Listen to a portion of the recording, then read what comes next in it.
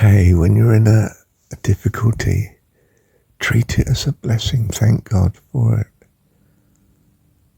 Turn your attention to it in a way, not necessarily you may turn your attention away, but take, for instance, my right ear is hurting at the minute. I've only been laying in bed for the last 4 hours awake and 3 hours or so, 4 hours awake. And when I do that for a long period of time, that ear tends to hurt. I haven't been laying on it, I've been laying on my back. You would think ostensibly there's nothing that I'm doing that would cause the ear to hurt. Mildly, not too much. Not at this precise moment, for instance, now that I'm talking about it. But, you can go into the pain as well. You can say, pain in the ear. Simply look at it. This is a Buddhist approach now. So, pain, interesting. Look how it keeps varying. In fact, I'm not sure as I can feel it at this moment. And then, perhaps I can still feel it. It's still there, but then it's not. Do you see, it's far more varied. Life, everything in life is always in this flux of change. And if it weren't, you would feel you'd entered death. And we do mistakenly think we're in a very depressed, lifeless situation at times and get concerned about it. What's the meaning of life and so on. But if you take every difficulty, including depression, that's interesting. This is depression again. What's it associated with? Thinking so and so. Can I change what I'm thinking? How would I have the hope that doing such would be a blessing? How can I put myself in a good influence to change this undesired state? But I'm thankful for it, Lord, because I know you're teaching me. And I say Lord here rather than Dad. But I could say Dad better, perhaps. But in some sense to recognize his sovereignty, and the goodness of his sovereignty is associated with the fact that he is both all-powerful and all-loving. In particular, loves me, or you in this case. I'm hoping that you see what I mean, So, you turn every difficulty into an incredible opportunity for blessing and progress.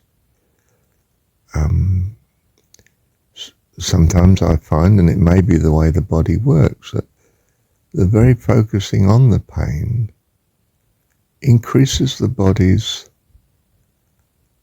ability somehow to put things right. For instance, my ear's not hurting at all now. At the minute. I can just feel it a bit now. I think of pain in it. But it had gone, you see, when I said that. And it'll go again as I get preoccupied with talking to you, of course. Do you see? There's a world of creativity that's, I was going to say, to hand. But I mean, in your very mind, that has astonishing, miraculous consequences. Seemingly in your outside world, you could say, yes, it's all delusion, Marshall. I can tell you, when this delusion really gets entrenched and you're living in its delusion, as you call it, it's a far happier delusion than the one you felt you had before. It can be. Do you see?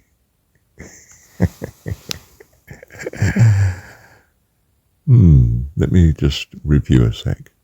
Well, quite simply, we are thought. Everything comes to us in terms of thought. That's the gateway, the portal to this world's living It's translated, whatever's happening beyond us is only communicated through this avenue of thought process. When you start to take charge of that, it's as if you turn things round so that thought is determining the world instead of the world determining your thoughts. You become master of, actually not so much of the world, but of being here in the world. And learn from it at such a rate that you don't wish to be here unnecessarily long. For I've a neater, sweeter maiden in a cleaner, greener land on the road to Mandalay. On the road to Mandalay where the flying fishes play and the dawn comes up like thunder out of China across the bay. And though I walks with 50 housemaids out of Chelsea to the Strand, and they talks a lot of loving, what do they understand? Law, beefy face and grubby hand. What do they understand? I've a neater, sweeter maiden in a cleaner, greener land on the road to Mandalay. Thank you, Heavenly Dad.